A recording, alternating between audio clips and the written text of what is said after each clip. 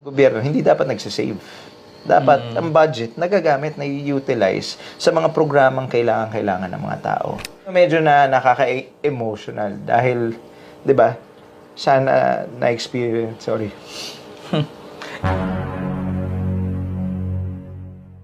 Sabihin na natin na medyo naging lapses ng nakaraan. One of the big factors din siguro kaya medyo I guess yung kaya medyo mahirap din ma-address yung lahat ng environmental issues natin agad-agad is because hindi naging pangmatagalan yung naging urban planning before. Pero dito nga sa pinasa nating ordinansan to with Consi Angeline, of course, the 11th Sanggunian, medyo mas magkakangipin na ang mga lokal na pamahalaan, ang mga barangay rather, na ipolis. At medyo sabihin natin takutin yung mga tao. Pero Madaling mabuhay ng tahimik lang.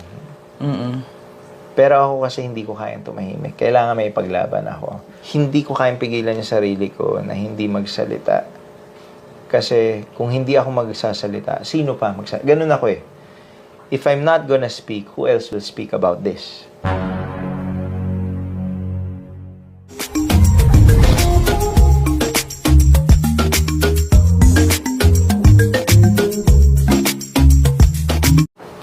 Hello mga ka-vlog ng Pasig, mga subscriber ng Luigi Vlogs at mga kapwa Pasigenyo. Welcome to vlog ng Pasig Interviews. At ngayon, ang mga kasama natin isang environmental advocate, isang TV host, at naging survivor castaway ng Survivor Philippines. At ngayon, siya ay naglilingkod bilang isang lingkod bayan o public servant ng aming mahal na lungsod Pasig. Walang iba kundi ang aming numero unong konsehal, Councilor Kiko Rustia. Hello!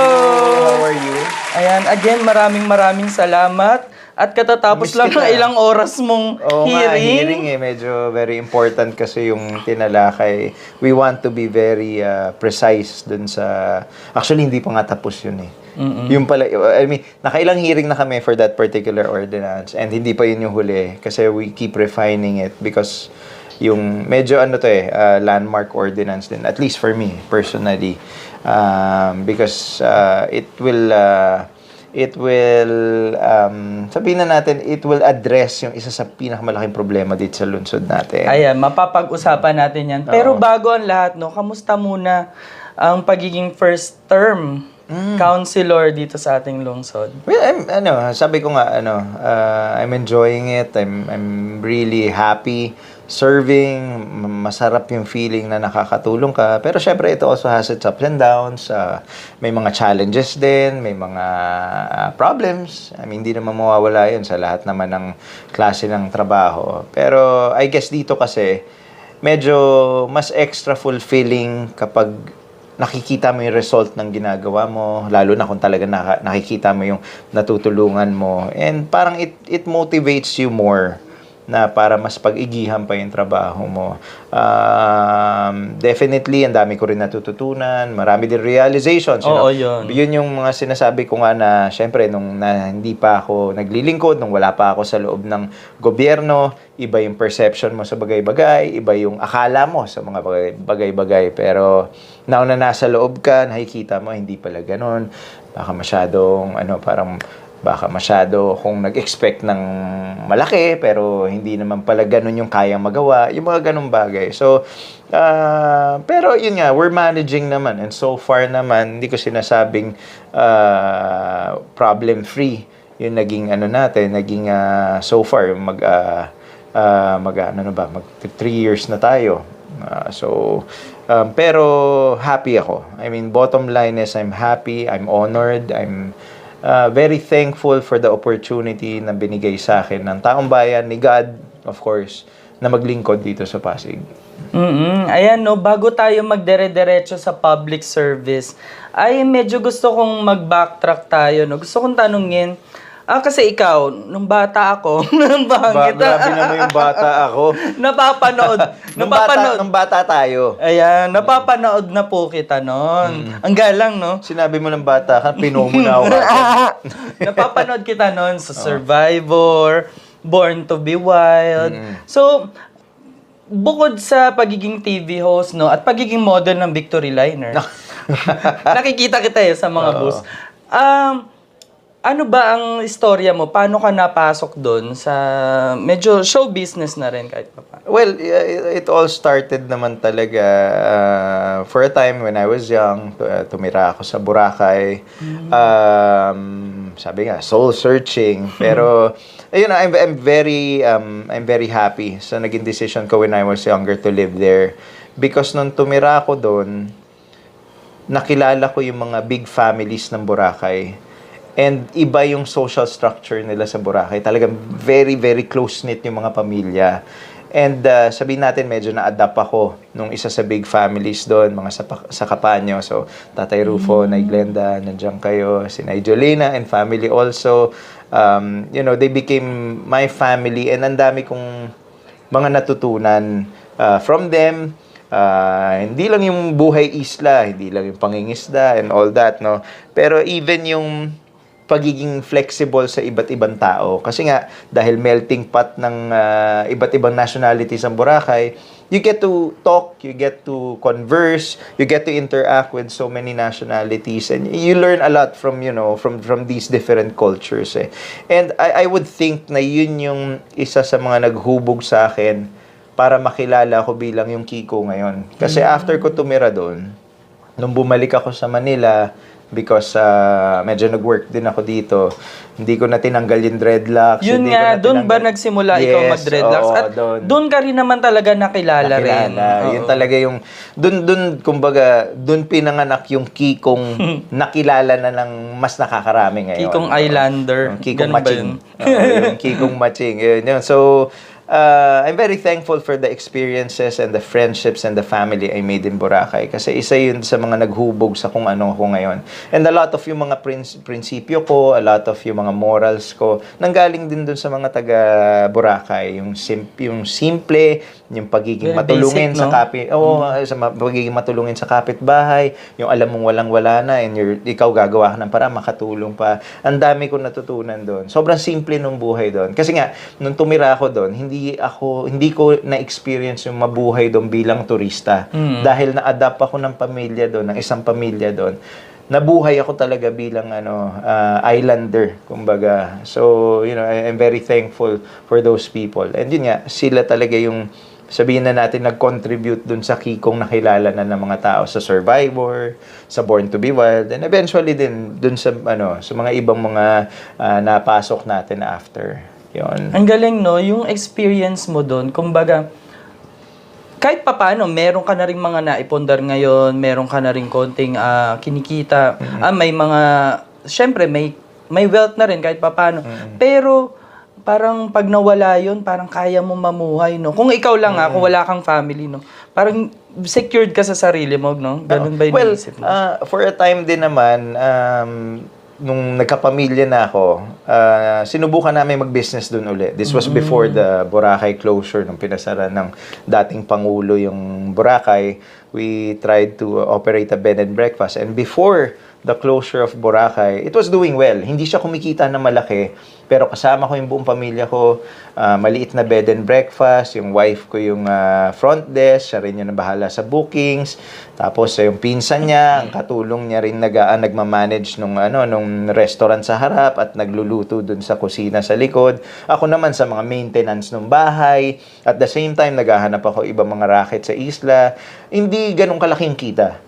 Pero dahil nga buong pamilya kami nandun din dun sa business, nandun lang kami, pagdating ng hapon, susunduin lang namin yung mga anak namin sa preschool, which is just down the street. Diretso na kami sa beach, which is, 30 seconds away na lang. Parang, sobrang simple ng buhay namin doon. Na-attend ako ng meetings, na naka-t-shirt lang ako at shorts.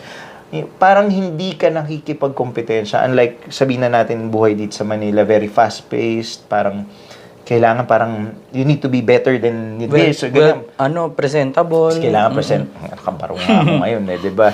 Doon talaga, very simple yung life. Kita naman natin, survivor, kahit pa paano nakasurvive tayo. I mean, kayang-kaya. Pero I think my family can also. Kasi kahit pa paano naman na-experience din nila mabuhay doon sa isla. Yun nga lang, syempre, dahil napasara nga ng dating Pangulo yung Boracay, medyo naging may landas namin. And I think naman, kung hindi nangyari yun, baka wala naman ako dito ngayon. You know? Tayo, I guess, ang isa sa may pagmamalaki kong trait ko, yung kaya kong sumunod sa agos ng buhay, kung saan ako dalhin ito. And of course, dahil may pamilya na ako, may mga anak na ako, kaya namin sumunod dun sa agos ng buhay kung saan kami dalhin. Hindi kami parang fix lang dito. Pag kumolaps to, wala na. Parang kung saan man kami dalhin ng buhay, nakaka-adapt kami, nakaka-adjust kami, nakakagawa kami ng way.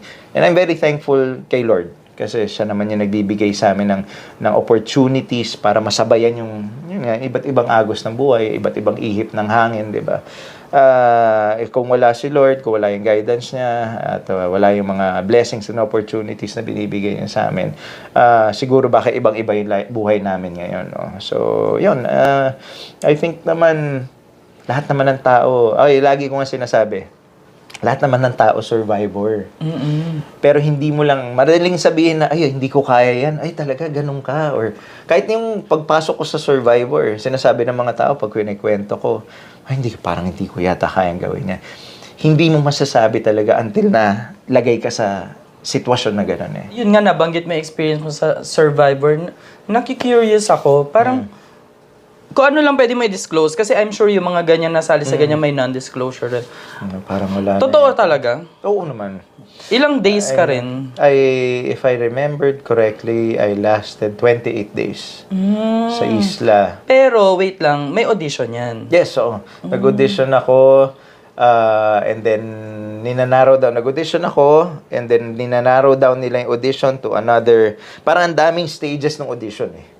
So, out of yung ilan, nakalimutan ko, parang 60,000 applicants. Don't quote me. Libo-libo yung nag-apply. As in talagang, it's one of the most successful franchises na nagawa dito sa Pilipinas eh. And out of the thousands na nag-apply, na-narrow down kami, nakapasok kami sa next stage, which is yung I forgot ko ano yung nauna. Maraming screening. May maraming screening, interviews, test, may IQ, may EQ test, may mga ganun-ganun pa pala. And then may physical test, yung bukod pa sa mga medical, meron kang kailangan mag-swimming ka ng 2 oras non-stop, ganun. Kailangan non-stop na 2 hours, baka nga more. Ang dami mong kailangan ipasa para makaabot kayo dun sa 18 contestants. Na-castaway. So, very thankful ako na siguro nakita nila kasi galing nga akong Boracay, ka-dreadlocks. Pwede malaki na itulong sa iyo ng dreadlocks. Sa tingin mo. Pwede tapon sa isla. Pero Kiko Rusya ka na ba nun? O nakilala ang Kiko Rusya sa Survivor talaga? No, Kiko Rusya na ako doon. It's very interesting kasi kaya ako, ang pangalan ko Raymond Francis, di ba? So, kaya ako, akala ng mga tao, kaya ako natawag na Kiko kasi nga may Francis. Pero ang backstory talaga nung Kiko is nung high school ako, second year, I remember yung classmate ko si Pipo Fuentes, rest in peace, Pipo. Bibiroan kami. We were gonna go to an outreach program. So sabi na, baguhin natin pangalan natin doon sa host family natin. Parang trip-trip lang. Sabi niya, ako si Pong, ikaw si Kiko. Umuo naman ako. So for the whole day, siya si Pong, siya si Kiko. Problema, nung natapos na yung araw, nawala na yung Pong niya. Yung Kiko ko, nagstay na hanggang isang pagtanda. pagong at isang unggoy. Kasi batibot nga, di ba? So, nagstay na yung Kiko. And siguro nga, dahil nga may Francis ako, convenient din na-associate siya. So, ayan, nag-show business ka, pero alam mo naman, ang show business talaga, hindi siya permanent. At syempre, hindi siya may mga siniswerte na tumatagal, may mga iba, hindi. May mga, siyempre, opportunities, yung opportunity para ma-reach mo yung superstardom, it's not for everyone eh. Marami nga, matagal na sa show business, hindi naman nakaka-make it big. You know, I'm happy with the time I was given kasi it also opened doors to other opportunities. Yun nga lang, syempre, to take those opportunities, you had to choose. And plus, yun nga, I mean, isa rin sa major factor kaya medyo nag-veer away na rin ako from TV is family. Kasi ako, very family-oriented ako. Very hands-on ako. So talaga it came to a point talagang would you want to still continue the TV career na ganito yung kinahihiligan mong gawin, dito ka nakilala, Or do you want to accept these other opportunities na nagbuka? So I chose the other opportunities. And kahit pa paano, I think medyo nakilala na naman tayo. At dahil doon nga, meron nabigyan tayo ng ibang mga pagkakataon. So, I guess doon nga din pumapasok yung very thankful ako na kaya kong sumabay sa iba't ibang agos ng buhay ko sa ako dalhin. So, ayan, Konsi, public servant ka ngayon. May idea rin naman ako na may ilang negosyo ka. Pero kung wala yan sa'yo ngayon, ano kaya ang profesyon ng isang Kiko Rustia? Siguro, I would have focused dun sa mga business na na-establish ko na prior na maupo tayo. Siyempre, nandiyan yung bar and restaurants na meron tayo sa Quezon City. Siyempre, may mga investments tayo here and there. We dabble a little. Minsan may natatalong mga investment. Minsan may mga okay na investment. Ganun lang talaga. Pero I think kung hindi tayo naging... Ano yung dream mo at sa tingin mo pa? Ito, I mean, para lang alam ng lahat, no? I mean, if hindi talaga tayo dito na lead ng tadhana, ni God, na ito yung binigay niya sa ating mission. Actually, nung pandemic, medyo naging life-changing sa amin ng asawa ko. Kasi nga dahil sa pandemic, parang mas lalo kami naging close. Mas lalo, lahat naman yata ng pamilya. Sabi, kayo ba naman makulong, di ba? Sa bahay, hindi kayo makalabas. Although ako, dahil nga volunteer ako dito sa city natin at that time, nakakalabas ako.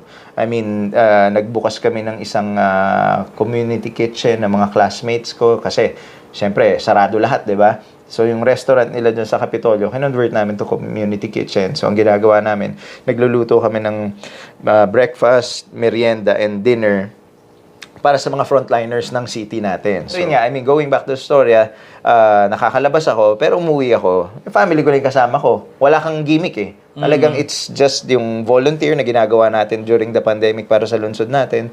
And then, uwi sa pamilya. So, at doon din ako tumaba.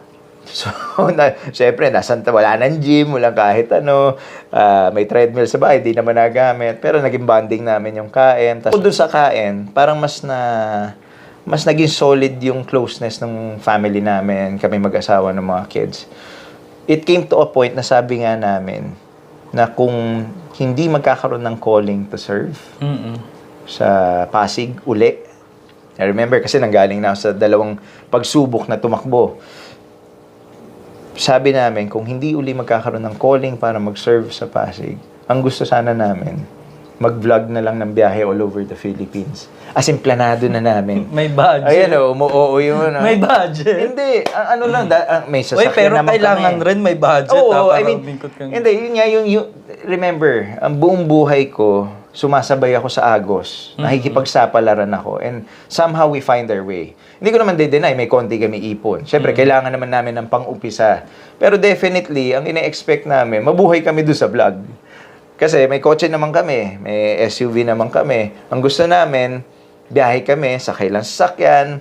O, saan tayo abutan ngayon? Vlog lang natin, travel ng family. Parang yung mga, may mga, pansin mo sa YouTube, may mga ibang mga Filipino families na gano'n na ang nila ngayon eh. Mga nakilala na sila Oo. Oo. Doon lang naman nauso sa pandemic yung vlogging. Yes, yung mga ganyan, yung mga biyahe-biyahe. And we wanted to go that road. Kaso nga lang, nagkaroon ng calling. So, nasan tabi? So, yun nga, kung tatanungin mo kung wala ako dito ngayon, baka yun ang ginagawa namin. Travel kami with our kids, documenting yung buhay namin, sharing that to the people, sa mga nanonood. Ganun. Parang balik Boracay din. Simpleng buhay, camping lang kayo dito, lipat kayo sa ganyan. At nakaka-inspire ng ibang tao. Oo, yun. And to promote also family closeness. Again, ulitin ko, very, very, very close kaming pamilya. Talaga, kami ng wife ko, ng mga kids namin. And that was something talaga na I wanted to nurture more. Really want something. Kahit ilang beses. I wanted to serve. I wanted to be part of change. I want to leave my mark sa lungsod na naging bahagi ka ng isang positive na movement dun sa lungsod na yun. No? And as with everything naman, kapag may gusto ka, kahit madapa ka, babangon ka, lalabang ka uli, di ba? Pero syempre may hangganan yun. Makakagets ka naman na hint na hindi talaga Pero grabe rin yung tibay mo, no? Para pumangatlo, na mag-try. Kasi iba, 2, ayoko na. Although, eto, para hindi sa kaalaman. Ako kasi nga naniniwala, kung bibigay ni Lord yan, kung mission ni Lord yan, bibigay niya sa'yo. Pero syempre, kailangan makatake ka rin ng hint na kung kailan ka titigil, di ba? Kasi baka naman iba yung mission na inaano niya sa'yo. Masyado ka nakafocus dito na hindi mo na natitingnan na baka may iba pala siyang mission. Dahil masyado ka na ganon. So, unang takbo ko, hindi tayo pinalad. Pero I saw that as an opportunity na magpakilala. Hindi kagad yung utak ko na, ay, natalo ko, wag na. Tama kasi, may mga nagsabi sa akin, pag nanalo ka, swerte. Pag hindi, kasi bago ka, tamang pakilala lang. And yun yung pinanindigan ko na tamang pakilala lang. And, ito yung pinaka talaga, one of the reasons kaya I was, kahit hindi tayo pinalad ng unang beses, happy ako. Kasi, for me, dahilan yun ni Lord para I could spend more time with my kids. Kasi maliliit pa sila noon. Nung unang tumakbo ko ng 2015, 2016, si Rai, kilala mo naman si Rai, ang laking bata na ngayon. He was only a few months old. Si Raya, yung bunso namin, kakapanganak pa lang niya. Nanganak nga siya, campaign period eh. Oo, March 21, nanganak siya. 2016 kay Raya. So ako, nung hindi ako pinalad, sinabi ko, ibig sabihin, gusto ni Lord na I could give more time dun sa mga anak ko. Kasi kung naging politiko ko at that time, syempre, nandito ka sa opisina, umaga hanggang gabi, mga baby, aabutan mo, tulog na, hindi mo na malalaro. So, hindi mabigat yung loob ko. Nakapagpakilala ko, at I can spend more time with the kids. 'Di ba? Parang ganoon yung ano ko. Kaya walang ano 'yun, wala akong resentment, walang negative feeling, And marami akong natutunan. 'Yun yung mahalaga, ang dami kong natutunan. And then nung 2019 nga, very historical dito sa Pasig. Same thing. Ganun din yung feeling. Napanalo ko si Mayor Vico, napanalo ko si Kong. Ako lang nag-iisang konsehal nilang tumakbo dito sa District 1. We faced all odds, di ba? At hindi man ako pinalad, again, I was thankful for what I learned. I was thankful na yung mga sinuportahan ko, na alam kong mas may capacity to make a change, to make a positive change, na upo ko. And ulit, nabigyan ako ng dagdag time to spend with the kids. Tsaka nabigyan mo rin naman ng, sabi mo nga kanina, nagbigay ka rin naman ng ultimatum sa sarili mo na after this third attempt. Ayun, yun yung sinasabi ko nga na minsan, you should take a hint also. Pwede ka sumubok at lumaban ng lumaban. Pero you should also take a hint when to stop and maybe focus on something else. Baka nandun yung calling mo. So, excuse me. So, yun nga, ang usapan namin mag-asawa. Ito, third try. Let's give it all we got. Kung ano yung hindi natin nabuhos nung una at pangalawa, kung ano yung hindi natin naibigay nung una at pangalawa, ibigay na natin lang yun. At least, we can tell ourselves kung hindi pa rin pinalad, well, we gave it our all. Ibig sabihin siguro yung mission natin sa buhay, yung gusto nating pagtulong sa kapwa, baka hindi dito. And yun talaga, talaga, set na kami noon. Kaya, syempre, we were fighting to win. Yun naman talaga. Gusto natin manalo. Pero accepted din namin na kasi nga ang sa akin, kung gusto ni God yan para sa'yo, ibibigay niya sa'yo in His time. So ako, bago pa man nag-eleksyon, tanggap ko na yun. Kung gusto ni God to, ibibigay niya sa atin to. Lalo na ngayon na talagang we're giving it our all. Kung hindi ito para sa atin at hindi ito yung mission ni God sa atin, okay lang. Kasi I'm sure, mas makaka-focus na tayo dun sa talagang mission niya para sa atin. Diba? Without the distraction na nangangampan niya, without the distraction na kailangan dito katutok talaga, dito sa pangangampan niya sa Pasig. So, pero yun nga, binigay niya nga in His time. And pinalad na tayo finally on the third try. And I'm very thankful kasi mga natatamang experience ko talaga, daming nung nangangampanya ako nung sinasabi, ikaw, ang kulit mo, no? Pangatlo mo na, buboto na kita kasi ang kulit mo eh. Hindi, tsaka kasama yan, naririnig ko, kasama yan sa pagpapakilala sa'yo ni Mayor. Baka naman, pagbigyan yun na. Biro ko nga, di ba? Hinog na, nabana nga ako, baka pwedeng pitasin nyo na. Pero at least I was also able to show Pasigueños na hindi ko sila susukuan. Na talagang kita nyo kahit nakatatlo na ako, I really want to serve. Bigyan nyo lang ako ng isang pagkakataon na mapakita ko yung klase ng paglilingkod na kaya ko ibigay. And that's why I'm really doing my best dito sa ginagawa natin ngayon. Because I'm very thankful for this opportunity. Kaya nga sa mga pantries na ginagawa, lagi ko sinasabi, ginagawa ko to, itong pantry pasalamat natin because I cannot thank the people enough sa pagkakataon na binigay nila sa akin para paglingkuran sila. So I'm very grateful for that. And yes. Alam mo, ang daming may inspire sa'yo dyan, no? Kasi hindi lang naman sa pag-try sa politika, maraming mga tao, lagi sila na-disappoint. Pagdating nila sa second try, ayaw na nila. So, alam mo, maraming nakakarinig sa'yo at sana ma-inspire sila sa'yo naging storya, no? Dyan sa, ayan nga, sa pinagdaanan mo sa pagpasok sa public service. Ikaw ngayon ay isang sitting councilor, first term mo nga dito sa Lungsod Pasig, no? At gusto ko lang ma-share natin kahit papano yung, di ba, bawat councilor may kinakapitan niyang pet na committee, di ba?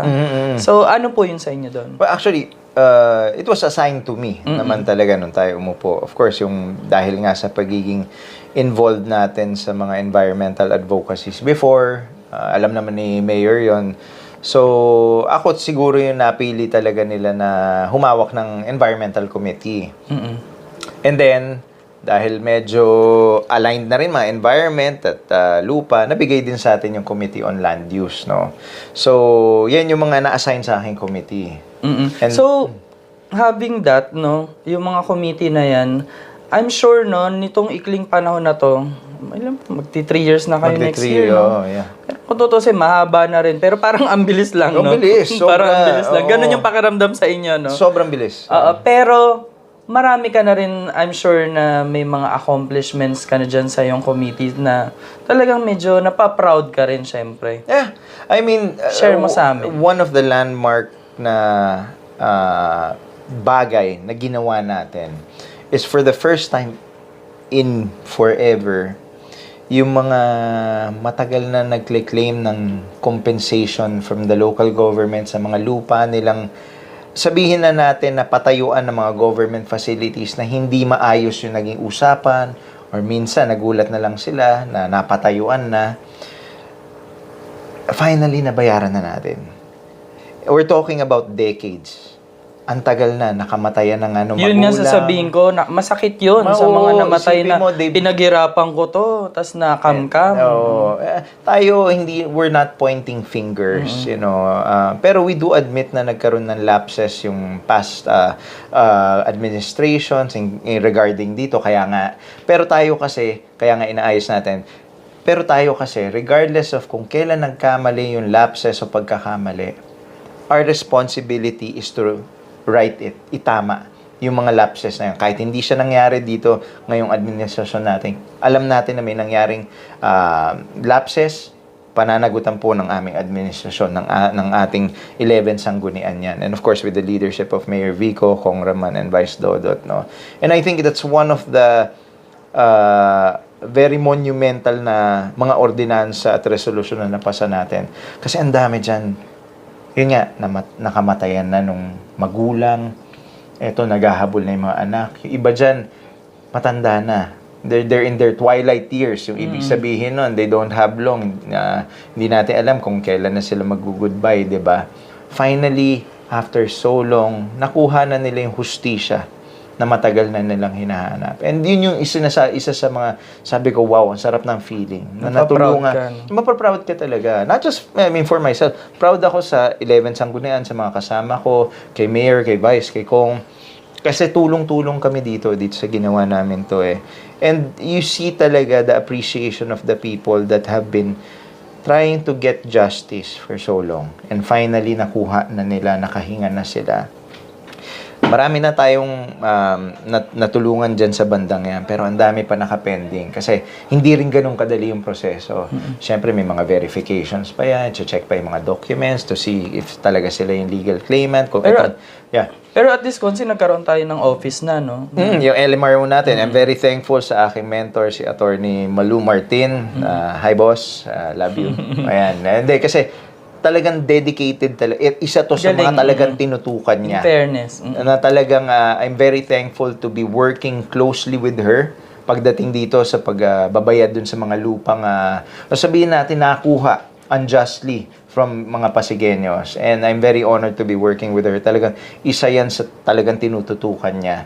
Yun nga lang, syempre, sa sobrang dami, hindi namin nagagawa agad-agad lahat dahil nga, ulitin ko, yung verification takes a long while bago mo masigurado talaga na itong kausap mo, itong claimant, sila talaga, at ito talaga yung utang natin, ito talaga yung naagaw natin. Ayusin natin, bayaran natin sila. Pero at least, no, gumugulong, no? Nakaka-touch siya na sabi mo nga may namatay. Tapos, siguro ko ako yung kapamilya nun, uy, sana nakita ni nanay to. Tsaka isipin mo, we're talking about panahon pa na bukid pa ang Pasig yung iba. Ano naririnig mo sa kanila na natatouch ka? Na, I'm sure, even yung mga matatanda ito, siguro yung pinakamatinding tumama sa akin. Sinabi nung isang nakakuha na, I wish buhay pa si nanay para makita yung araw na to. 'Di ba? Na syempre, ikaw, parang sana man lang na-enjoy ni nanay, man lang kung dati pa nagawa, na ayos,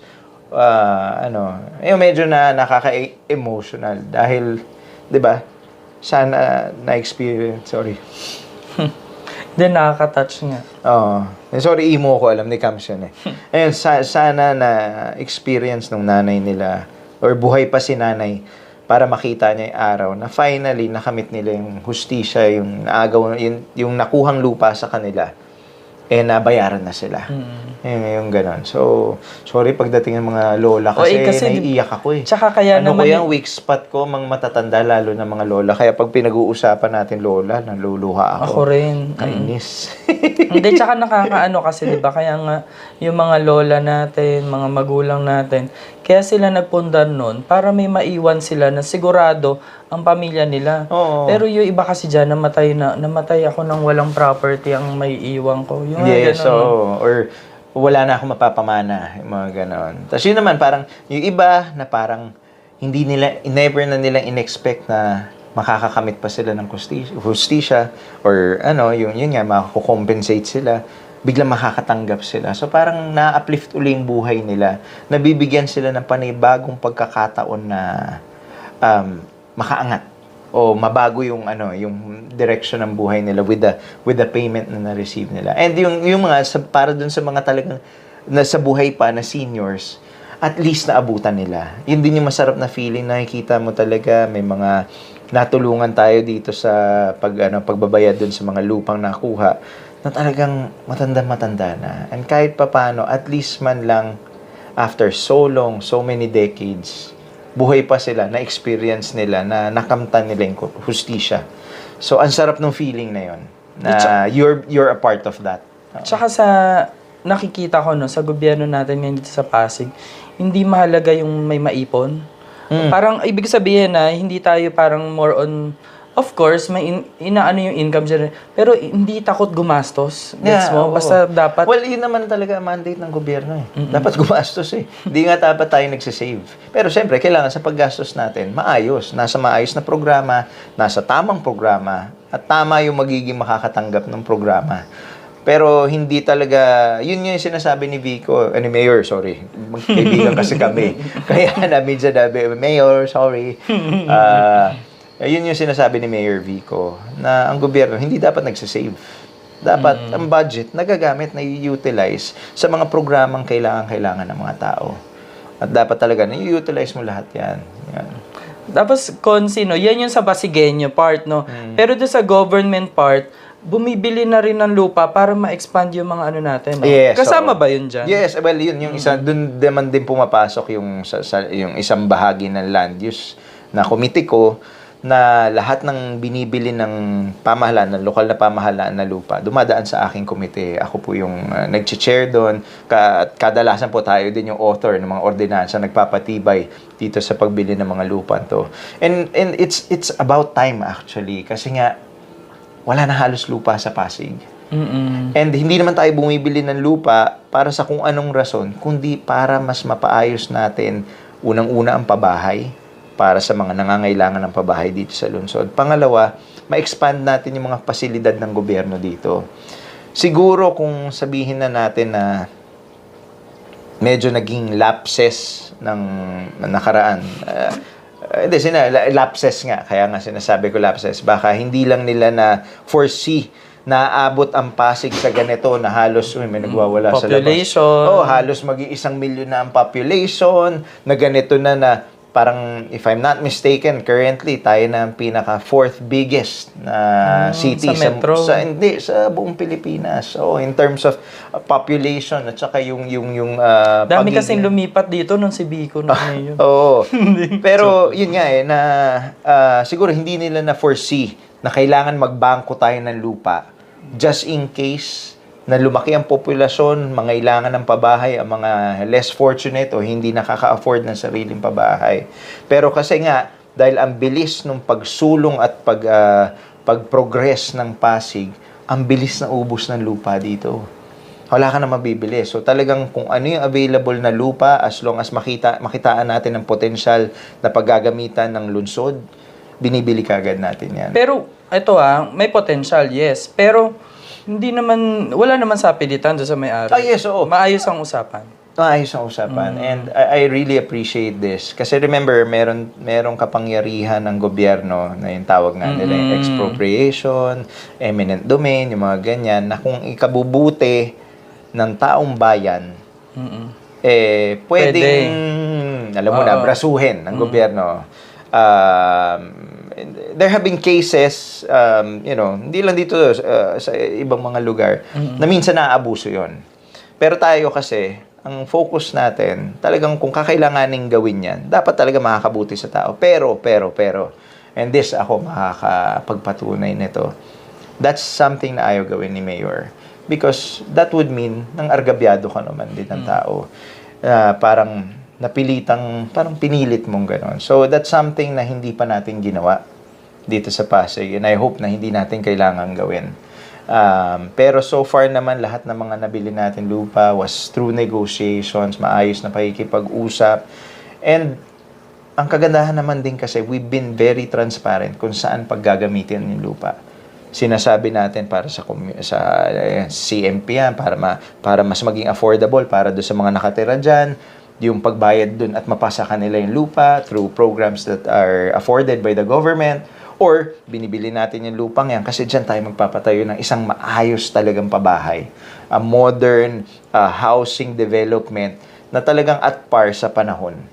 Hindi yung basta makapagpatayo lang ng building na may hagdanan na everything. Hindi ganoon. Kumbaga, ang pangarap natin dito is isang pabahay na pangmatagalan.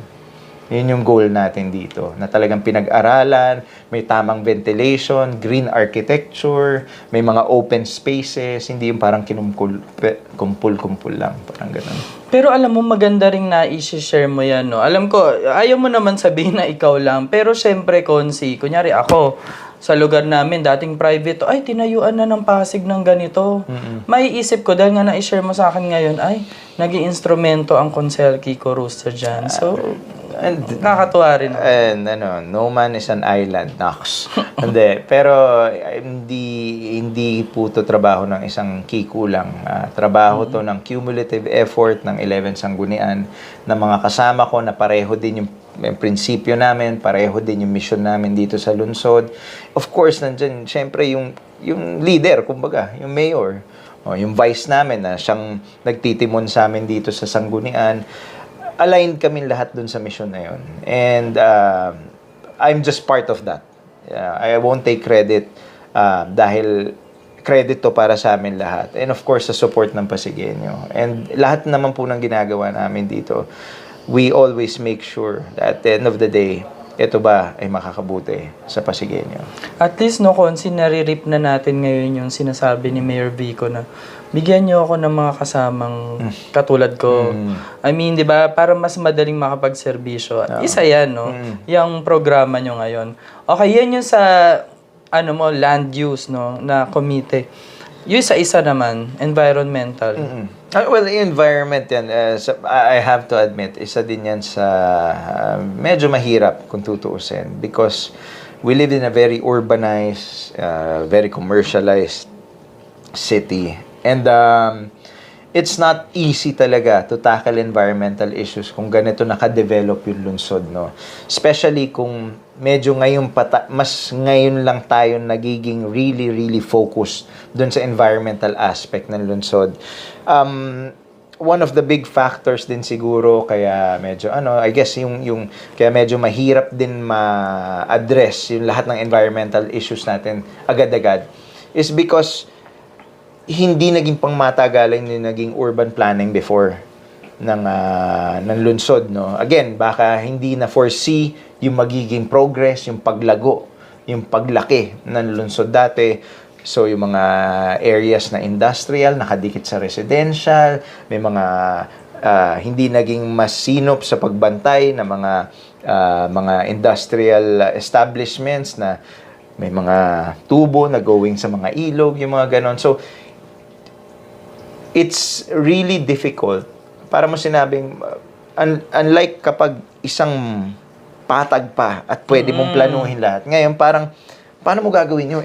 Wala nang patag dito sa atin, di ba? So, you're just trying to make do with what we can muna sa ngayon. Pero at the same time nga, and that's something also to be proud of, pinasa na natin yung mas matibay, mas maayos at mas pinag-aralan na 10-year comprehensive land and water use plan dito sa Pasig. Nang sa gayon, pinipilit natin ayusin yung meron na, pero hindi na madagdagan yung problema pa. Parang ganun yung ginagawa natin. It's still a work in progress. Ang dami natin programa. I mean, sa basura also, yan, isa sa mga major concerns natin. But we've seen na naman improvements, of course. I mean, we've partnered with better contractors na nangongolekta, na madaling kausap, na pinananagutan nila kung may pagkukulang sila at ginagawa nila ng paraan. Wala na issue every December. Wala na, yung mga ganon. At talagang nakikita naman na napakadali nilang kausap kapag may hindi nakolektahan or talaga na-delay. Isang tawag mo lang, gagawa nila ng paraan kahit maghatak pa sila saan. They're very cooperative, so we're very thankful dun sa naging partner natin ngayon. At the same time, also the city has also explored yung by administration collection. Nang sa gayon, mas controlled natin yung pangongolekta. And plus, yung mga collectors natin will get benefits na kaya ibigay ng city. Kasi the only downside kapag hindi natin hawak yung collector, syempre, sila may sagot doon sa mga tao nila. So, hindi natin napopolice yun. We can only police yung mismong contractor. Pero kung paano nila yung mga tao nila, yung benefits na natatanggap nila, safe working environments and mga ganon, hindi natin masyado na babantayan yon. So, unlike dito sa by admin na ginagawa natin, talagang tutok tayo sa buong operation ng pangongolekta ng basura. So, yung mga kolektor natin ng basura, atin na yun? Yes, atin yun. They are employees natin. Empleyado po natin. Wala nang ano. Yung mga truck, atin din yun. Yung routing, everything, atin po lahat yun. Kumbaga, city ang nananagot dun sa operation na yun. We started it with pinagbuhatan, and I think we did well naman. And now we're expanding it. If I'm not mistaken, sunod po is we'll try naman sa medyo commercial area, which is San Antonio, Orambo, and don't quote me pa, para alam ko San Antonio, Orambo, and Ugong yata yung sunod natin na plano. Pero still, ina-adjust pa natin yan.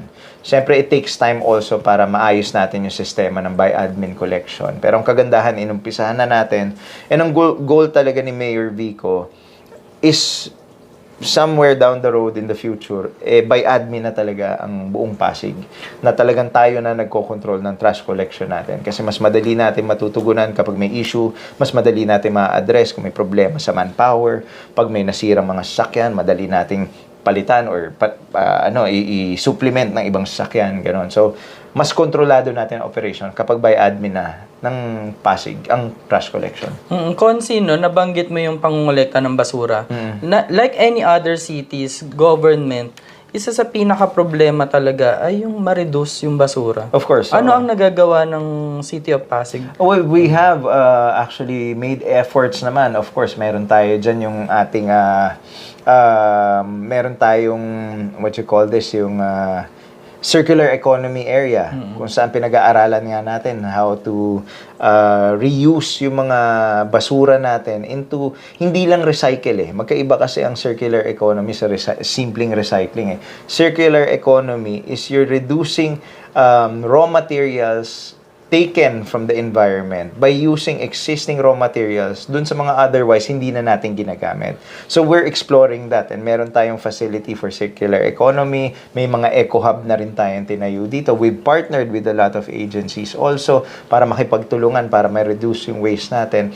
Pero ang lagi ko nga sinasabi, itong eco-hub natin, yung circular economy project natin, yung pakikipag-partner natin with other organizations, will only be as good as the participation ng taong bayan. Kaya yun yung lagi kong pinakikiusap sa lahat na kailangan natin yung tulong ng bawat Pasigueño. Bawat household para maging perfect. Hindi naman perfect, masyado naman para maging maayos at maging successful tong mga programan to. Baliwala kasi itong ginagawa natin kung sa sarili natin pamamahay, sa sarili natin pagkatao. Wala tayong concern sa environment.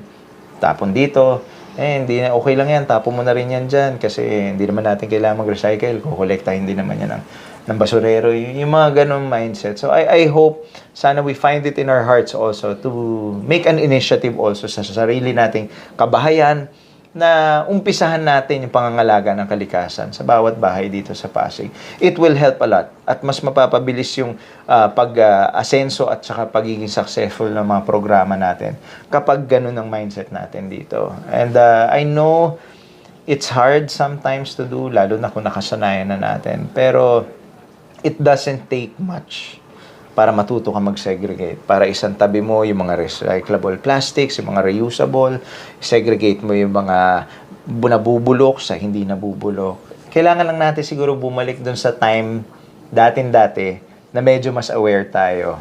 Nung makaunang panahon, sabi nga nila, di ba, ganun naman daw dati. At kasabihan rin dati na may pera sa basura. No, yes, totoo naman. Oo. Hindi ka ba napaproud, Consi? Di ba meron tayong dalawa ngayon sa Pasig na craft siya, katsa, ginagawan damit, bags, at yung Kilos Foundation. Yung Kilos diba? Foundation ni Consi Pao ng kanyang family. Ang galing nung ginagawa nila. Tsaka pang international yun. Oo, proud na proud tayo. Tayo na una dun eh. Tayo na una dun. Wala pa. Tagal na natin mag-best friend. Wala. Yun yung tinatawag na upcycling daw. Oo, yung gano'n. So, there are these programs na we are doing here, and there are organizations that are more than willing and excited to partner with Pasig pagdating sa pangangalaga ng kalikasan. Pero again, magiging successful lang lahat yan kung may participation ng Pasigueño, kung may tamang participation at yung kusang loob talaga ng Pasigueño na makatulong sa kalikasan. So anyway, yun nga, isa sa tingin ko medyo mapagmamalaki ko namin kasi co-author ko si Consi Angelo dito is yung eto nga ang tawag ko yung Pet Poop Ordinance. Basically, it's an amendment to the vet code na meron na tayo. Pero mas pinagtitibay ngayon yung pagpupulis at pagpipenalize sa isa sa number 1 na kinaiinisan ng karamihan ng Pasigueño, which is yung dumi ng mga hayop sa lansangan. So, I think that's something na matagal nang kailangan ng lungsod. Hindi lang siguro mas napagtibay yung vet code natin para maging specific dito sa dumi ng aso. Pero dito nga sa pinasa nating ordinansan to with Consi Angelo and of course the 11th Sanggunian, medyo mas magkakangipin na ang mga lokal na pamahalaan, ang mga barangay rather, na ipolis at medyo sabihin natin takutin yung mga tao na magpadumi ng kanilang mga alaga dyan. Kasi, honestly naman, alam naman natin na ang hayop, honestly, dudumi at dudumi lang yan kahit saan. So, it's up to the pet owners talaga to take care of their pets. And time again, ang dami ng mga sumbong sa atin na may sige nito, yung kapitbahay nila, hayaan makalabas yung aso, dudumi sa labas. Yung aso naman, automatic babalik yan sa bahay nila. And then may makikita tayong cases na dudumi yung aso nila, ang gagawin nila, wadadaspanin nila, itatapon nila dun sa kanal or itatapon nila dun sa labas, di ba? Again, it's a balance dapat din talaga. Again, pabalik tayo dun na kailangan disiplina din sa atin din. Sa mga pet owners na sa atin din.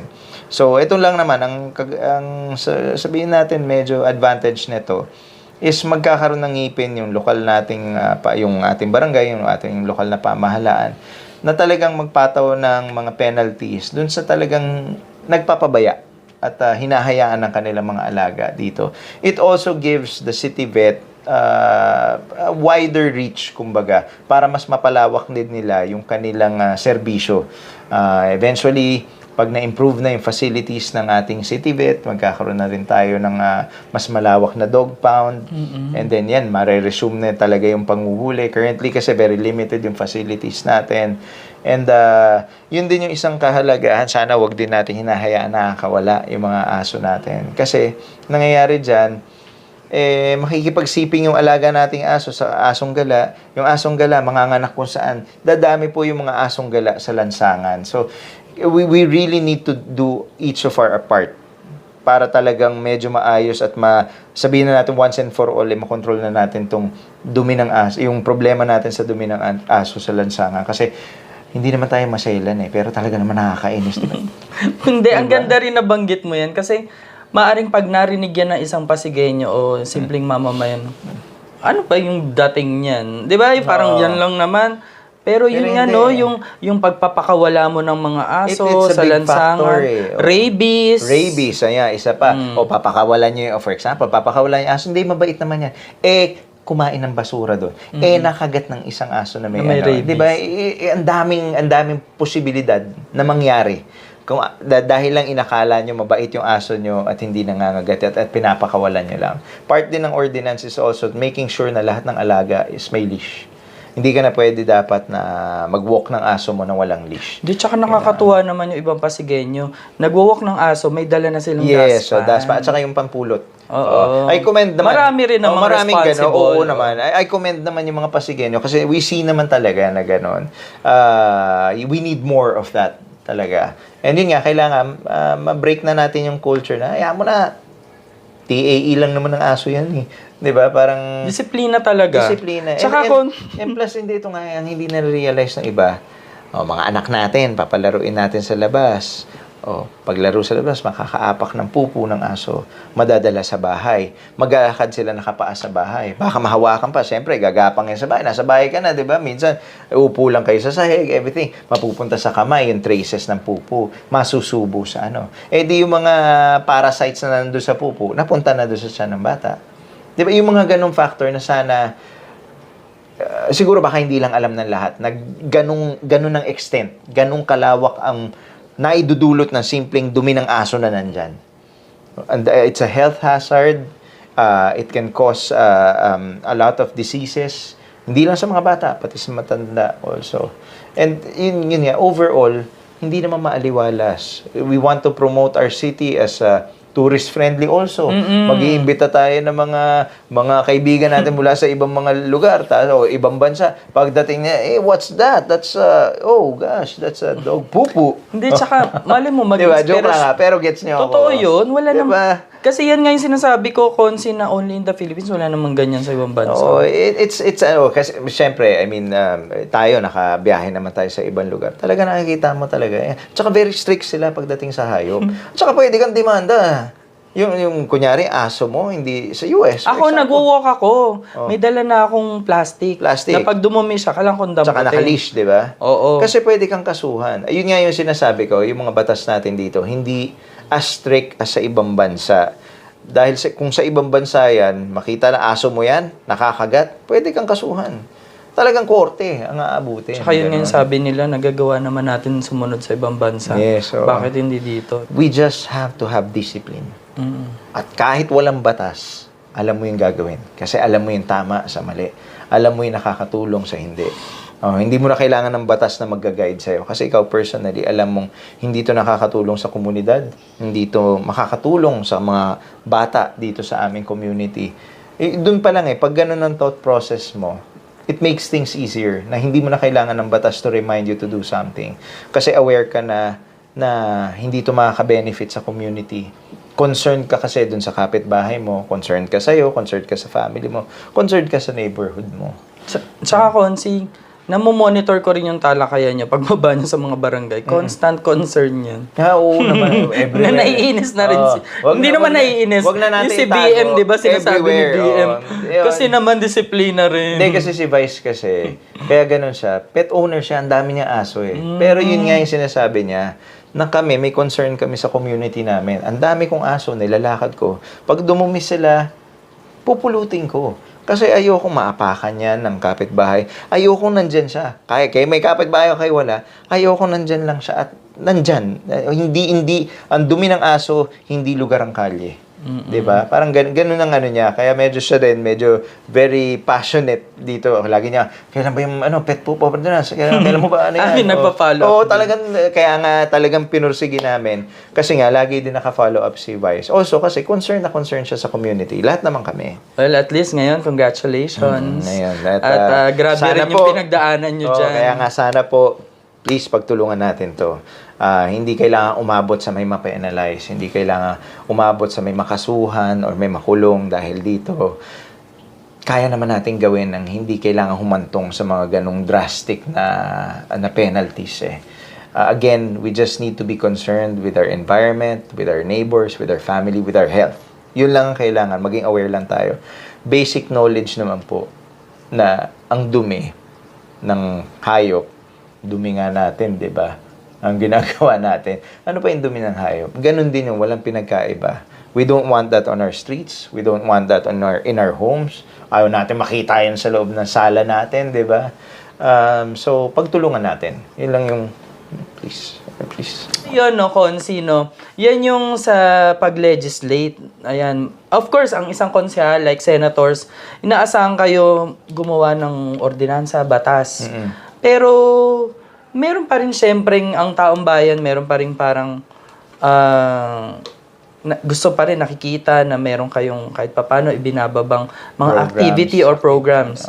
At isa dito ay yung nakikita ko nga na ibinababa mo na pantry pasasalamat. Nakikita, Na very kasama very ka nga dun consistent ka. minsan Very consistent ka since day one ginagawa mo at ngayon halos ano na rin ang term nyo. I mean, isang term ka nagpapasalamat. Isang buong term ka nagpapasalamat.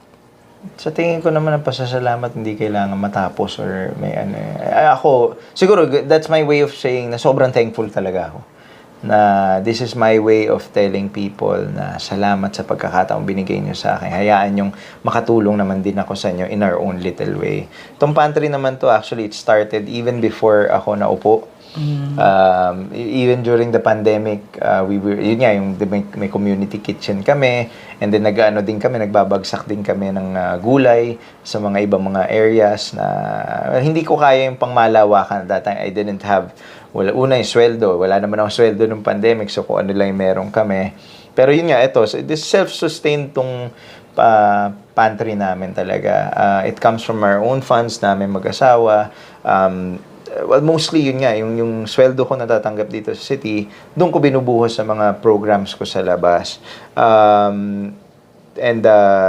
Siguro baka nga... Saka hindi rin biro, Konsi. Hindi, magastos din. Magastos. Weekly. Weekly siya. Pero, ang sa akin kasi, thankful ako sa opportunity na to. Thankful ako na bless ako ni Lord, may negosyo naman din ako.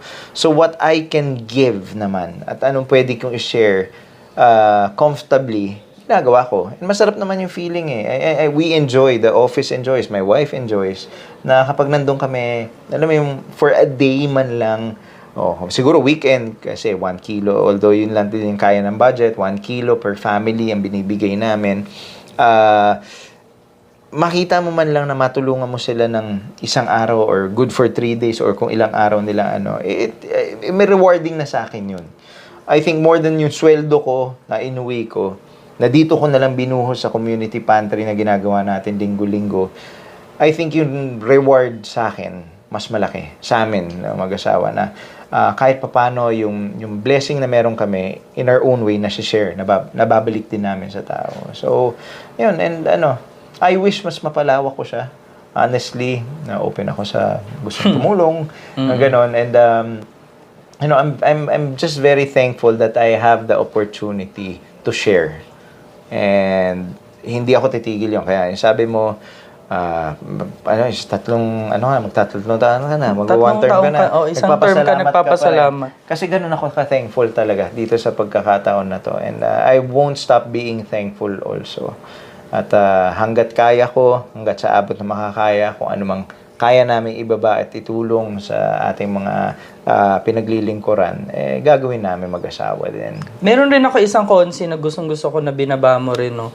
I think inadapt mo to doon sa iyong barangay. Yung basura to ayuda. Yes, so Ganda. it's a program actually na ongoing na siya doon sa barangay ko before. Pero yun nga, ang gusto nga natin, medyo mas mapalawak pa to, ma-offer sa ibang barangay. And we're very thankful. Meron tayong kumpanya dito sa Pasig. Pwede ba magbanggit na si URC. Na tumutulong sa atin dito sa program na to.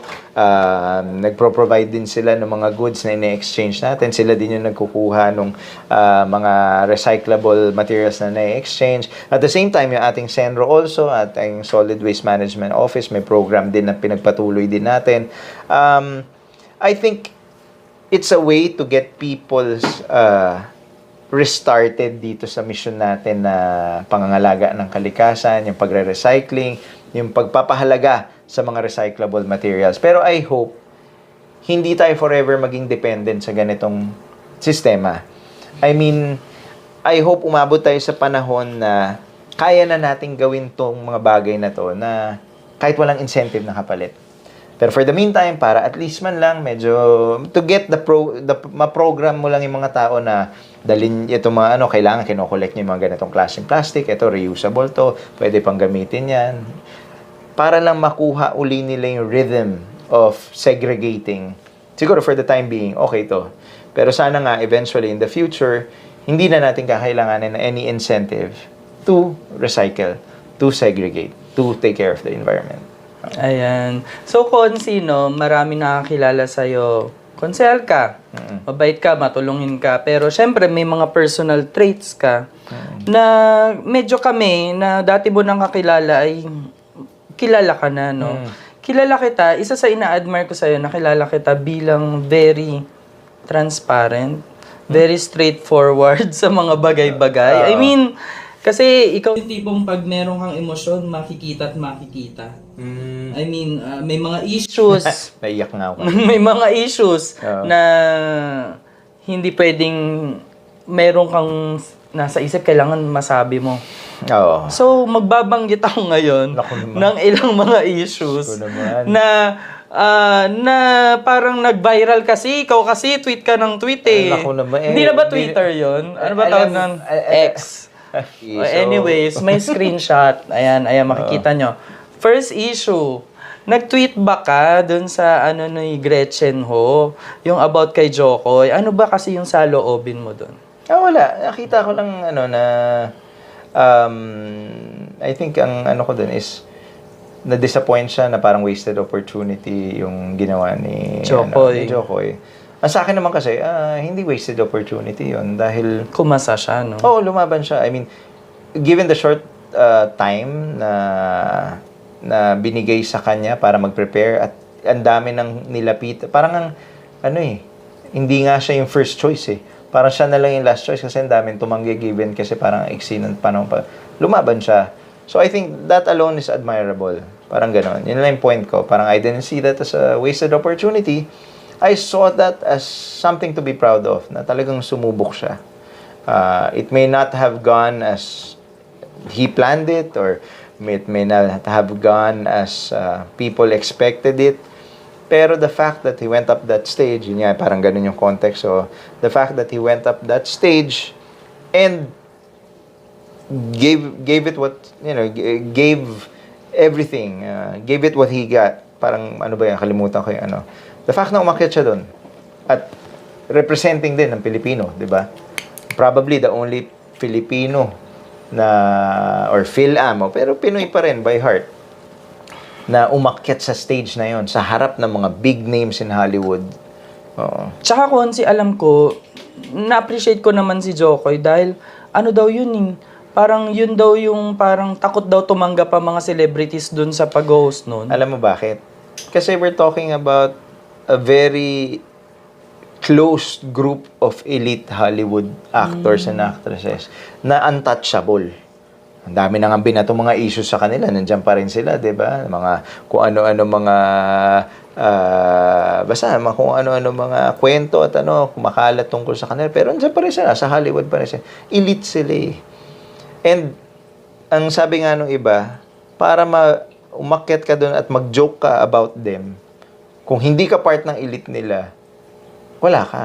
And parang, sadly, parang ganun yung pinaramdam kay Joko, na hindi niya mabiro itong mga Hollywood elite na to. Bakit? Kasi hindi ka naman Hollywood elite, hindi ka ano namin, di ba? So, the fact, ayun, tapang niya. Para umakyat siya doon, para tanggapin niya yung gig at humarap siya doon at sumubok maging comedian in front of these very, sabihin natin, serious na lang na Hollywood elites. That means something. That's something that we should be proud of. Kasi komo nga mga Amerikano talaga mga komedyante, hindi basta-basta aakyat doon eh. Until hanggat hindi talaga sila elite din gaya ng mga yun eh. I'm sure, no, marami ka pa in the future na pwedeng makontra mo yung opinion ni ganito. Pero yan naman sa'yo, nothing personal, of course. No, it's just, ano lang yan? Pero then again nga, di ba, the whole point of X, Twitter, is to get your opinions across, 'di ba? 'Yun naman ang point noon eh. Kaya nga open siya sa public eh, 'di ba? Hindi naman nakalock ang profile ko, ano. Kasi yun I think yun naman talaga ang pinaka punto ng Twitter X to begin with, to be able to get your point across. And kung may ibang punto na ibabato back sa'yo, tanggapin mo lang kasi yun naman ang purpose talaga nun eh. Oo. Punta naman tayo dito sa Facebook. Siyempre, namo-monitor ko talaga Konsi. Yung merong isang panahon dito sa Pasig na nagkaroon ng issue sa isang negosyante, no? Hindi ko napapangalanan. Pero, siyempre, maraming bashers, maraming nagko-comment ng hindi magaganda. Pero, mayroon dong isang post na parang nag-comment ka, na off ka sa isang bagay. Paki-share nga if this is about the personal attacks dun sa, I think we're talking about the same negosyante, mali naman yun.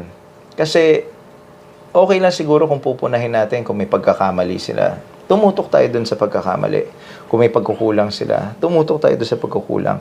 Pero para gamitin mo yung pagkakataon na yun para atakihin ang pagkataon nila.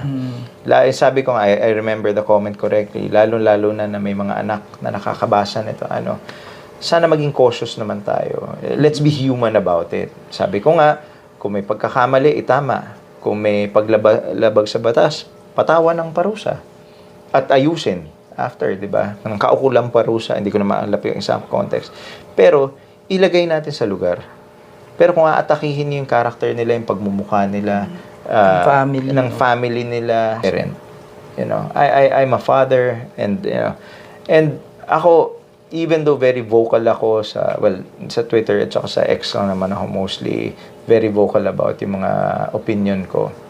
I never attack someone yung mukha nila or hindi ko gagamitin yun para lang makaganti or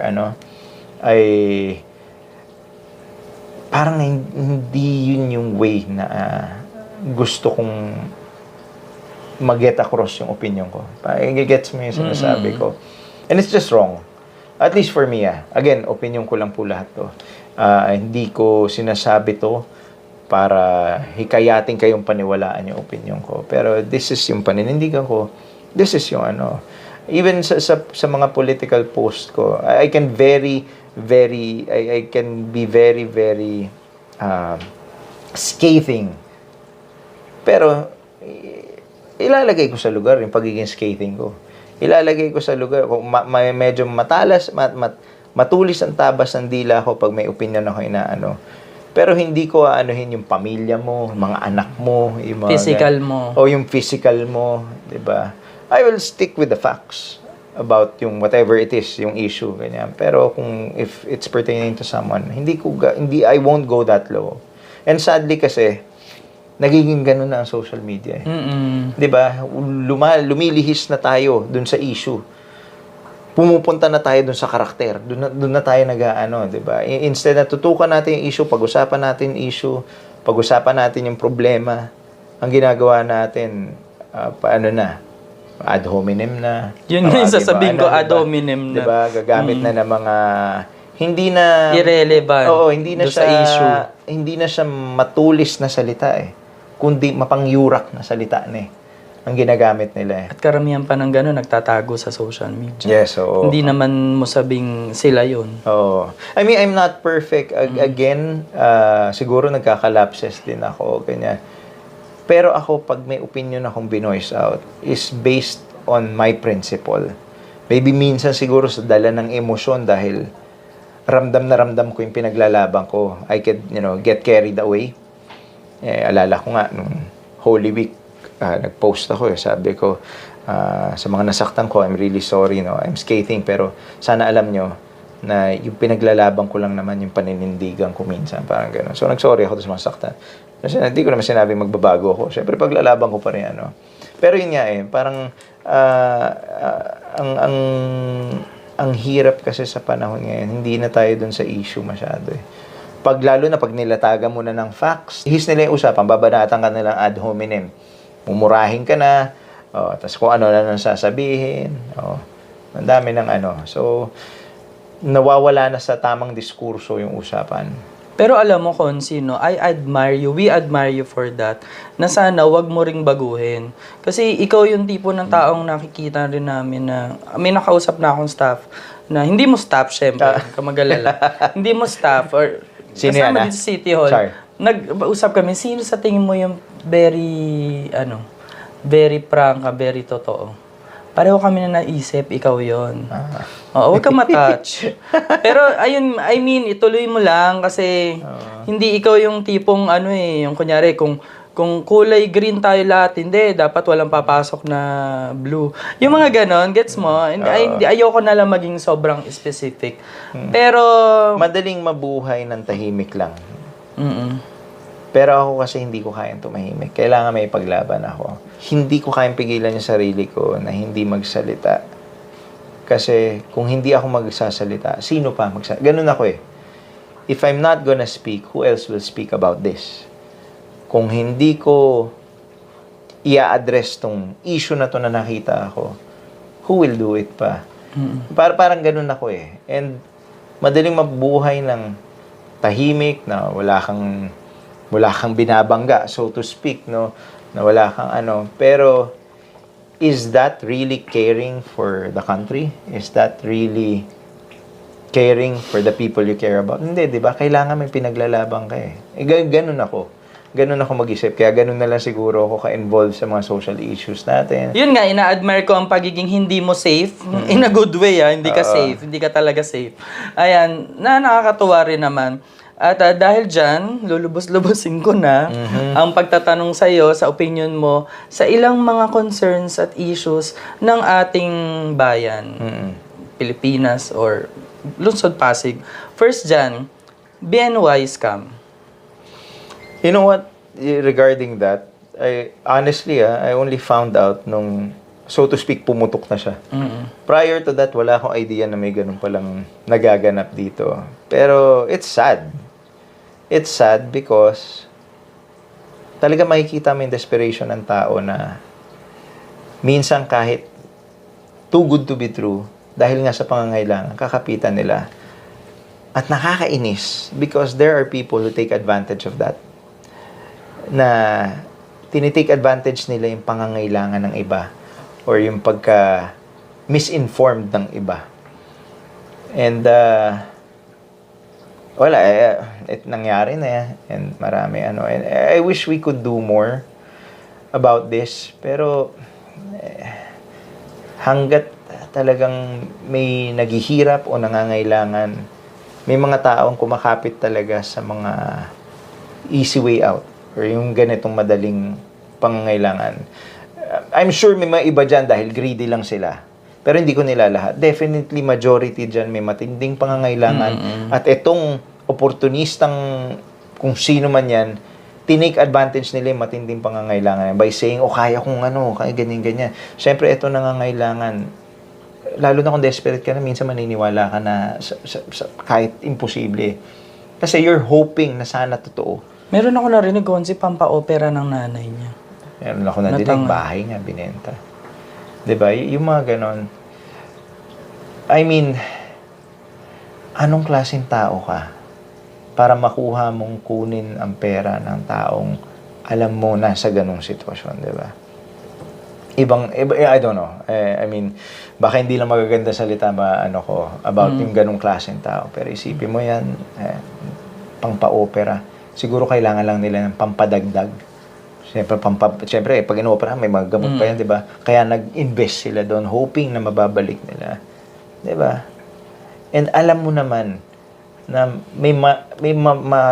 may masasagasaan at masasagasaan kang tao sa ginagawa mong mali na ganyan. Bakit mo ginawa, di ba? So, but again, yun nga, kaya dapat alisto lang talaga din tayo. Sa panahon ngayon, kausap ko nga, meron na akong ka-meeting dito earlier.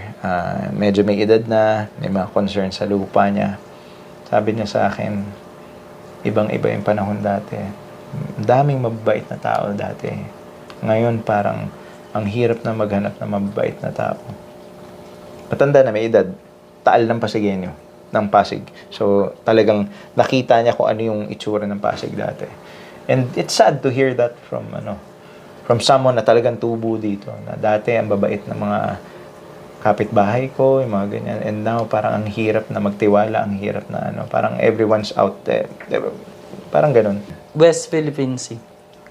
Atin ng West Philippine Sea. Yun ang sabihin ko. No? It's very frustrating. I mean, kahit hindi tayo yung don't get me wrong, I have nothing against China as a people. It's the government lang naman yung medyo kahit hindi tayo yung mangingisda doon. Pero what more kung tayo yung mangingisda na tinataboy tayo sa sarili natin. And yun yung masaklap doon Parang naipanalo na natin yung kaso and yet these people a lot of people are still siding with the oppressor. Nakita na nga yung ginawa na sa atin Binomba na nga tayo ng tubig, di ba? May video nga sa loob kung ano yung pinagdaanan ng mga nandun sa loob ng... And yet, parang tayo pa may kasalanan kasi ba't daw kasi daan tayo ng daan? Ba't tayo kailangan supply na supply? Karagatan natin yan. Hindi natin kailangan magpaalam kung kanino dyan. Kaya tayo ang may karapatan na lumayag dyan anytime that we want because those are our waters. Di ba? And plus, uulitin ko natatawa ako doon sa meme na China not China. Hindi 1,000 mahigit kilometro ang layo nung pinag-aagawa. Nasa tabi lang ng Palawan. Kahit elementary, no? Di ba? Parang, tingnan mo na lang yung picture kung ano yung pinagagawan. Kumpara mo yung geographic location ng China at saka ng Pilipinas. Di ba? May inis ka na meron pa nagsaside tapos may nagwa-warmonger pa. Bakit? Warmongering is parang inaano na nila na gera ang kalalabasan nito. Hindi naman. Hindi naman gano'n I mean, sa panahon ngayon, hindi naman basta-basta gano'n. Unless talagang gusto mong palawakin ng territory mo. Pero, susuko na lang tayo. Susuko na lang natin yun. Diba? Kakaya naman sa mga bayani natin dati. Diba? Na nakipaglaban. Na nandyan na sa harap nila yung mga baril na tinututok sa kanila. And definitely, hindi ganong kadaling maghasik ng war. Basta-basta. Oo. Kahit big country kahit big countries, diba? It takes a lot of... like for example, China has problems with Taiwan. Kaya gusto nila makuha yung Taiwan. Kung tutuusin, kayang-kaya, no? Gusto nila, pero ginawa ba nila? Kasi, again, hindi ako eksperto, don't judge me. There's a lot of things involved. Lalo na for China that supplies so many things to other countries. The economic repercussions lang pag sila yung ng gera. I mean, yung balik sa kanila nun, di ba? Narinig ko rin yan, Konsi. I mean, hindi ako expert. Pero I don't think, porket nanindigan lang tayo sa atin, gera. Yun pa yung masama. Parang pinapalabas, naghahanap tayo ng away. Tayo na nga iniisa, tayo pa yung naghahanap ng away. Hindi ba pwede naninindigan lang tayo sa atin, di ba? This came from a Chinese leader himself, si Deng Xiaoping. Sinabi niya, should we become oppressors in turn, then the whole world would be against us. It reflects Deng Xiaoping's stance on China's approach to governance and international relations, emphasizing the importance of avoiding oppressive policies to maintain stability and support domestically and internationally. The full quote is, should we become oppressors in turn, then the whole world would be against us. Therefore, we should never adopt that policy. Parang nangyayari ngayon yun, no? Nangyayari yan, opposite, 'di ba? This came from kaya yun nga Ano siya dati? Leader din, si Deng Xiaoping. He's also a prominent Chinese leader before. Pero with the leadership of the current administration, hindi na ganon. Sinasabi nila hindi sila oppressors, pero they're obviously showing, differently dito sa atin. 'Di ba? I mean, 9-dash line, naging 10-dash line na, yung mga ganon. So it's, again sa akin, naninindigan lang ako kung ano para sa atin. And should there come a point and time na kailangan panindigan ko yon bilang isang mas mataas na leader ng bansa natin, gagawin ko yon. Kasi atin yan. Karapatan ng Pilipino maglayag dyan, mangisda dyan, at wala dapat nagsabi sa atin hindi tayo dapat pumunta siya o hindi atin yan. Kasi atin yan. Alam mo, Konsi, no, sinabi mo sa paninindigan mo, okay na tayo sa mga issues, sa paninindigan mo at sa pagiging straightforward mo, no? I'm sure walang sacred cow. I mean, kung kailangan mong sabihin yung sasabihin mo. Dito ba sa nakakatrabaho mo dito, sa mga nakakasama mo, meron ka ng isang tao, without naming names, meron ka ng isang taong nasabi mo yung sa loobin mo na contradicting dun sa ginagawa niya or sa nagawa niya? Yeah. Paano mo siya in-approach without naming names? Siyempre civil. With respect, siyempre. Sabihin mo lang, sinabi ko lang na this is my opinion about gano'n. And I think naman, lalo na dito sa sanggunian, that's healthy. Kasi ang purpose nga dito is ilatag natin yung iba't ibang, hindi naman pare-pareho opinion na. Swerte na lang kung pare-pareho, kunyari may isa kaming papasa, pare-pareho opinion namin. Okay, good kung pare-pareho. Pero kung hindi, maganda nga, ilatag nyo. Kasi minsan baka may hindi ka nakikita, na sa opinion niya, sa mata niya, nakikita niya. Ang mahalaga lang may respect kapag sinabi mo, pag nilatag mo yung sariling opinion mo about the matter, may respeto. Huwag yun ang huwag mawawala. And at the end of the day, mag-come up kayo ng middle ground na mapagkasundo nyo yung iba't ibang opinion nyo. Kasi, again, binanggit mo kung dito, di ba? Sinabi ko na to over and over before. Kung hindi kami magkakasundo, ang talo, ang taong bayan. Kaya at the end of the day, kailangan magkasundo kami para makakome up kami ng mga programa na makakatulong sa taong bayan. Hindi naman kailangan pare-pareho opinion namin, pero hanapin natin yung best sa mga opinion natin. Hanapin natin yung reasonable sa opinion natin. Yun ang pagdikit-dikitin natin. Dahil dun lang na tayo makaka-come up. Hindi naman kami perfecto eh. Ako may mga pagkukulang ako. I'm sure each and every one of us may mga pagkukulang, may mga oversee. May mga hindi nakikita. Ano ba yung hinahanap ko na word? May na oversee, di ba? Yung hindi mo nakikita. Hindi, oversee, binabantayan eh. Ano yung oversee? Na overlook. Na-overlook. Na-overlook. Kanina pa kami nagdadaldalan. So, I'm sure may na-overlook kami. And, sometimes we need the outside opinion of someone. At saka mahalaga, bukod sa respeto, ikaw naman, open ka rin. Hindi ka dapat ang karakter mo, masabihan ka lang balat sibuyas. Ba't mo pinapakialaman yung hindi dapat ganon. Dapat welcome ka rin sa constructive criticism, sa opinion ng iba. Doon, sa plenary yun. Sa plenary, and even sa outside. Game ka. Game naman ako. Even sa social media, ganon naman ako eh. Basta huwag mo lang ako babastusin or ano. Pero, yun nga, I mean, kailangan talaga hindi ka balat sibuyas. Take constructive criticisms. Tsaka, take a step back and analyze kung ano yung sinabi sa'yo. Himayin mo. Baka naman may mapulot kang aral in between. Baka lang, kung masyado mong pinipersonal ka agad, hindi ka matututo. We are all students. We may be leaders. But we are also students kasi we continue learning. Kailangan bukas lang ang isip mo gano'n. We don't know everything. Alright. So, saan ka naiinis? Saan ako naiinis? Traffic. Pero, yun eh. Kaya ang aga mo pumasok, no? Oo. Pero, saan ako naiinis? Sa mga tao may defeatist mentality. Siguro, babalik din na naman tayo doon sa West Philippine Sea. So, susuko na lang. Doon ako naiinis. Diba? So, gano'n na lang. Yun na yun. Dahil nagpatayo na sila ng base dyan at wala na tayong gano'n na lang, hindi na tayo magproprotesta. Hindi na tayo maglalabas ng saloobin natin. Kasi, baka girahin nila. Diba? Hindi pwedeng ganun, di ba? O hindi defeatist. Dapat hindi tayo defeatist. Pilipino tayo eh. Hindi dapat ganun ang attitude natin. Kung nasa tama tayo, ipaglaban natin. Yun. Saan ka naman natutuwa or na lumalambot ang puso? Mga lola na nakikita akong masaya. Lola's boy talaga. Pero may lola ka pa? Oo naman. Mamalita. swerte mo Si naman. Mamalita. Ilan taon na siya? Close. Mamalita's 96 na rin eh. O medyo ano na rin. Twilight years. Pero, hindi ko pa nga nabibisita this week eh.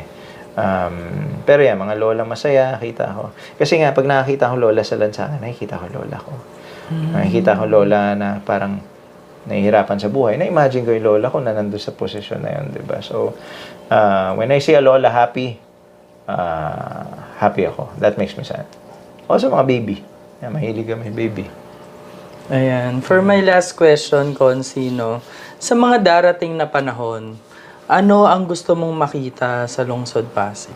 Siguro, sa Pasig, if there's one thing in the future I want to see the community more involved with the good programs that benefit the community. I want more Pasigueños to be more involved sa mga bagay na nakakatulong sa kanilang komunidad. Sa hirap siguro ng panahon right now, siguro minsan talaga hindi maiwasan na kailangan ko ano muna yung makakabuti sa akin o sa pamilya ko, yun muna. I mean, in some extent, logical naman yun eh. Pero the only way that we can all rise up from the issues, the problems that we are going through is if we are all involved and concerned sa bawat isa. Am I making sense? Diba? Siguro kung if we can afford to sacrifice a little lang of our personal wants for the greater good of our community, I think mas marami tayong magagawa, mas malayo ang mapoprogress natin, mas mapapabilis natin yung panahon na umabot na talagang ibang-iba na ang Pasig. In a very, very positive sense. I think yun lang naman eh. It takes just a little sacrifice from yung mga pang-personal mo to care about the community involved. So I guess if we can all make sacrifices for our community, step out ng comfort zone natin, maabala tayo ng konti para lang sa komunidad natin, ang laki pa siguro na mababago natin dito sa lungsod. So that's one thing na gusto kong makita in the future. Ayan, maraming salamat, Consi, sa iyong pa naman time. ako. Char, joke lang. maraming salamat sa iyong time at marami kaming napulot at natutunan at mas nakilala ka syempre ng mga kapwa natin Pasigueño. And I hope naman na may napulot din kayo kahit pa paano sa akin. Pasensya na kayo kung medyo vocal din ako sa mga paninindigan. Pero ulitin ko nga lang din, kailangan sa buhay, kung ano yung pinaninindigan mo, ano yung faith mo, ano yung nasa puso mo, kailangan paglaban mo. You have to stand up for something. It gives you purpose also in life. Ayan, thank you. Ayan.